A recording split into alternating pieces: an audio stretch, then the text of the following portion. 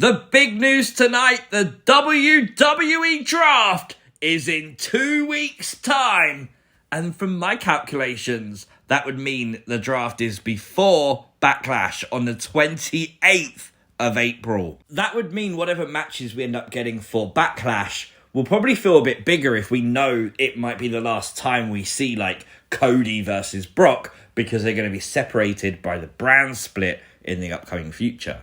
You also know, like me, a lot of people will be looking at the WWE draft for indications on what might happen with Bray Wyatt and with someone like Alexa Bliss, who's been missing from WWE TV. Also, Drew McIntyre right now is breaking the internet because he blacked out Twitter. He removed WWE from his bio on Twitter.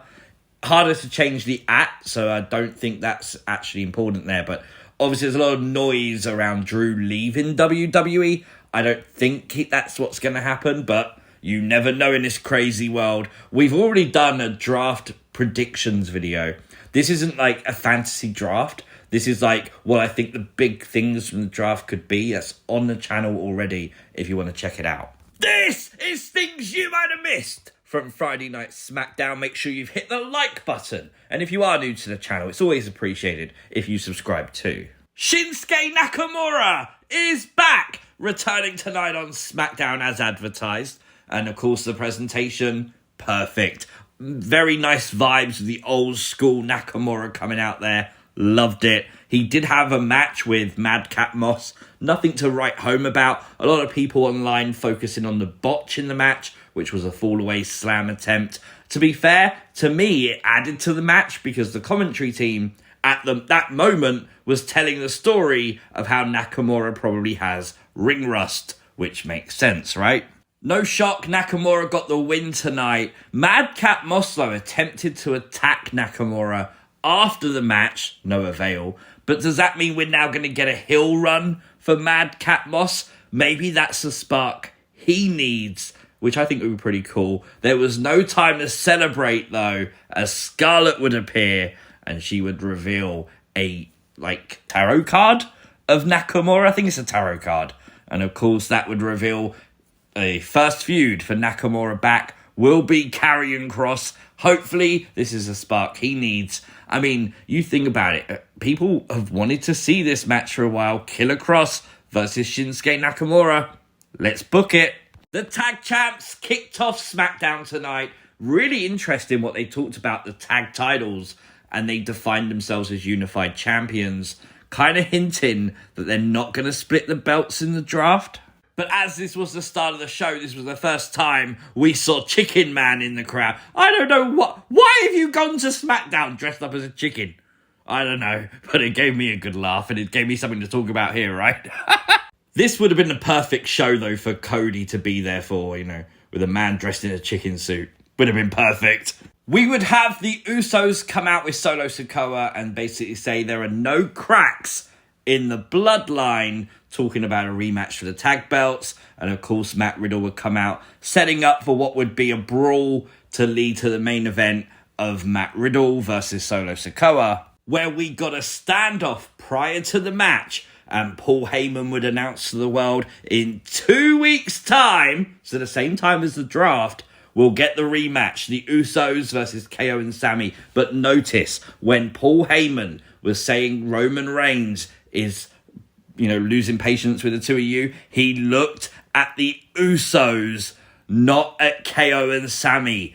Oh boy, the cracks are definitely there. It would be Solo Sikoa who wins in the main event against Riddle tonight. He would then proceed to bury Riddle under the announce table. Pretty cool little visual for sure.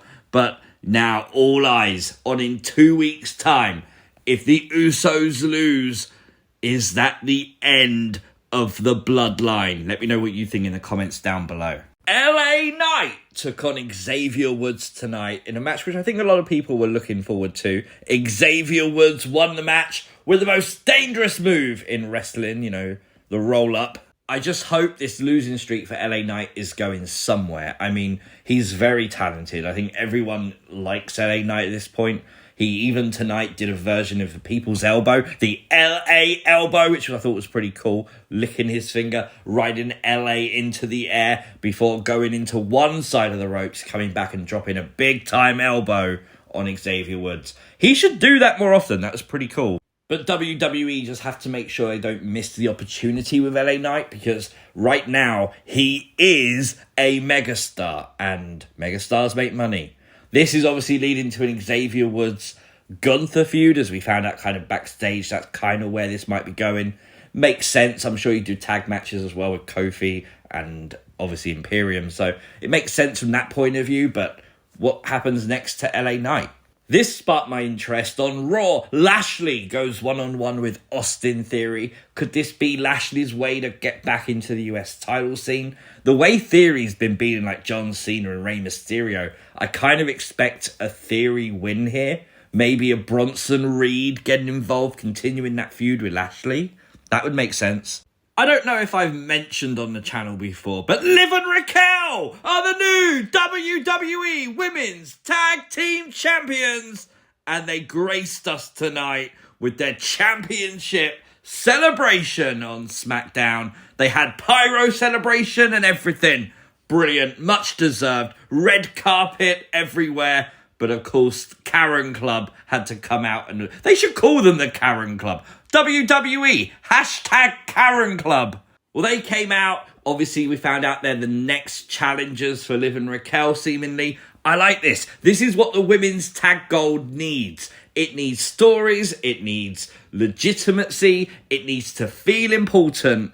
And it needs to be defended regularly. And if that's what Triple H is trying to do, I'm all for it. Damian Priest and Santos Escobar tonight stole the show for me. Match of the night for sure. The match literally had everything you could want. What the hell was Michael Cole on though? Michael Cole was so into the idea of Dominic Mysterio getting beaten down right in front of him by Legado, by the LWO. I thought that was quite comical. Michael Cole just seems to hate everybody, right? Top Dollar, Dominic, I don't know. Damian Priest, though, literally won the match. What happened afterwards was cool, though. Ray would come out, making the save for the LWO, confronting Dominic again. And what shocked me is just how over this story still is. Everyone was on their feet. Everyone was wanting to see the 619. Of course they did. Of course, the Judgment Day got out of the ring. But LWO, man, this is the spark that Legado needed. Definitely setting up for Zelina versus Rhea as well, which I'm sure is going to be backlash. Yes, definitely. The pop that got, good. This is getting everyone over, and I love that. WWE is making this work perfectly. Love it. If I told you a story, could you keep a secret? Really good show tonight. Nice return from Nakamura, of course. From me, 8 out of 10. Let me know your thoughts down in the comment section below. If you are new to the channel, hit the subscribe button, like the video, share the video, turn on those notifications. You'll never miss another upload, and I'll see you next time. Peace!